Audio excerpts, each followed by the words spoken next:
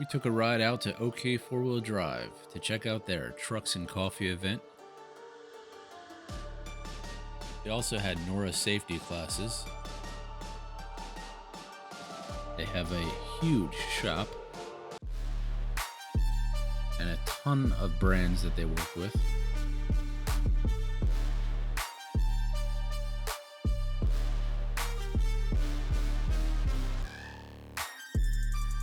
Let's go talk to Alex and find out more about OK4wd Drive. Nice to meet you. Nice to meet you. Thank you for coming.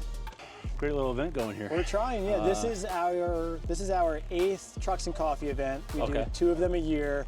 We always do one in the spring just to start off the year, and then we do one in the fall to end the year. So that's kind of our deal with the Trucks and Coffee. Usually we get about 200 vehicles, and today's weather was looking a little iffy, but we still have an awesome turnout. I was definitely questioning it. I'm like, drone weather, no drone weather. I don't know. I was questioning it too, but somehow the weather got pushed back. So, like, and then this crowd, they'll come out rain or shine. They don't care, which is always awesome. I know, yeah. With the awnings, it's pretty easy. So. Yeah, the truck community, they always come out, so it's always fun. How many vendors you got out here? This is Trucks and Coffee. Usually we go a little light on vendors just to keep it more community based, but actually this year we have quite a few vendors. We have American Force Wheels. We have Habitat for Humanity inside. We have Kosh 33. They're a Toyota dealership down the road from here. Oh, really? So all the vendors are local, which is always a plus, and we're all just here to raise money for our local volunteer fire department and the Habitat for Humanity. Awesome. Yeah, I saw we had the police over here raising awareness of some of the some of the stuff they got going on as far as awareness, mental health awareness for the police. Addiction, things like that. Exactly. So it's really cool to have those guys.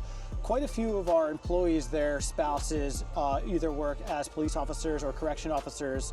So we always have a really good relationship with basically any correctional facility or correctional department. So who started the company? Do you know? Or so the company was started by Jim Osyke back in 1979. He started it right out of high school. His father said, would you like to go to college, or do you want to start a business? And he said, I want to start a business. And it started actually right down the road as a 2-bay shop with a gas station. Nice. And it was that until for quite a few years. And then what happened was the off-roading started. Jim had a muscle car, was getting into a little bit of trouble. So then he bought a Jeep, and then he ended up rolling it. And when he rolled it, all the guys at the shop got together and restored it. And then they're like, this is something we like to do. And then so that kind of started like the off-road thing. And then once they built that truck, then people started seeing, like they have a big lifted Jeep. How do I get that for my truck? So then he started lifting the big Fords and all that stuff. And then it kind of just took off from there. Started a group or whatever. And it just kind of, then they were like the truck guys in the neighborhood, you know? And then from there, Jim started sourcing like what parts do people use for off-road trucks. And then it was a cool story.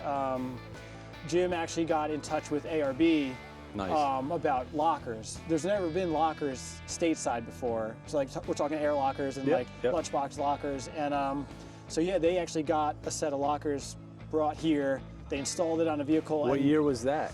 Do you know? I forget. That's like history of lockers here. That's pretty interesting. For real, like literally we were the first lockers like stateside. And they tested it, so they installed it on a Ford. It was either a Bronco or an F-250. Don't hold me to it. It worked. And then so once that happened, then Jim really got into like the sourcing proper off-road parts to build these off-road vehicles. And then it's just kind of been a staple ever since. And then a lot of like the campers you see here, like the Alucab is a brand that Jim also brought in from South Africa. Seen a lot of Alucab lately. A lot of people are loving it. We're the U.S. distributors of Alucab. So we distribute Alucab products to all of our dealers throughout the United States. We install them ourselves. And so like they're always on the hunt for those products that are being used in like way tougher environments like South Africa, Qatar, like all these other countries that are like really putting their stuff to the test. You literally need like a mobile habitat almost. Basically, so you have your house on wheels, and you're getting tested in much harsher environments that we see here in the U.S. So it's really cool to see. It's cool to be a part of. Awesome. It's changed over the years, especially with COVID and all that stuff. Like, did things slow down or it picked up? Picked up, right? So we have our local community of just like your street trucks, some trucks with rooftop tents. We have noticed over the years we basically have like the overlanding community and the lifted truck community. So it's like two separate worlds that both are into trucks in their own form or fashion. And then during COVID, we saw a big peak because now all of a sudden the way to travel was with your vehicle. It's harder to find a place to stay, or you want to stay somewhere that you're comfortable. Staying out of the hotels and motels and staying more on the trails than anything else. So that kind of the overland community kind of exploded a little bit because now you can stay where you want to stay, somewhere where you're comfortable. Yep. And and still get out and do everything you'd like to do. We'll be heading out west soon. Hope to see you guys out there. At least I'll see the name out there. Yeah, we'll be out in Arizona for Overland Expo. We'll be in Colorado for the expo when it gets there too. When's the Overland Expo in Arizona? Arizona is in May. I believe it's the second week of May. Okay. So that's in Flagstaff, Arizona. Awesome. So we'll be driving out for that, and then we'll be going to Colorado in August for that as well. All right. And then back in Virginia in October. I might actually have to trail out there at the same time, try to catch that one. Yeah, I was just out in Tennessee. Nice, nice. We were doing the TNT Overlanders event. That's there. Cool. It was pretty cool. Yeah. We went out with Rome 4 Low. Nice. And hit the trails over there in Windrock, so it was pretty awesome. Yeah, it's on my list to get down to North Carolina to get to, I forget the off-road park, Uari. It looks awesome. I have to look it up. Yeah, it's. I might have seen it on the map at some point, but I'd have to it's look on my into list. it. There's plenty on the East Coast. You just gotta find it. Yeah, and then there's some private properties that you could pay to enter. So like AOA is a cool. Was cool. AOA, AOA is great. Cool. Yeah. So I got a membership at Roush as well. You know. Yeah. I hear a lot about Famous Redding, and then I think there's one north of here too that we were just talking about with somebody else. Yeah, they're talking about doing another trail badge for the Jeeps, you know. Sweet. Since Trail 11, I don't know if you heard. Yeah, they're unrating it, so it's not going to be on the list anymore, unfortunately. Yeah, we need more badges on the East Coast. It's hard to find those. So anyway, Alex, pleasure. Yeah, man. Thanks for coming by. I appreciate it. Yeah, absolutely. Anytime we can get in.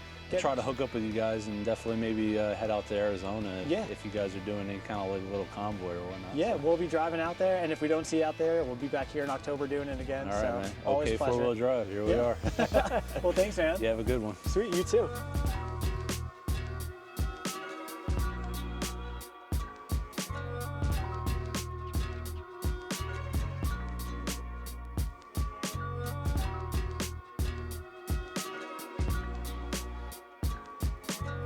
Give a big thanks for Ok4wd Drive for hosting this event.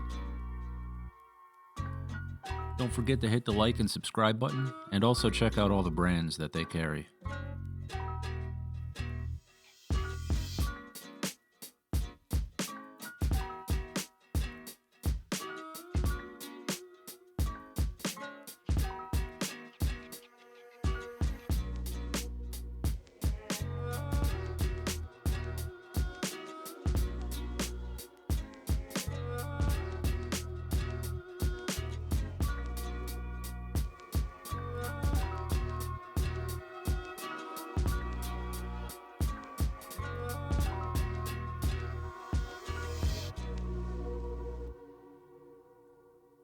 See you next time.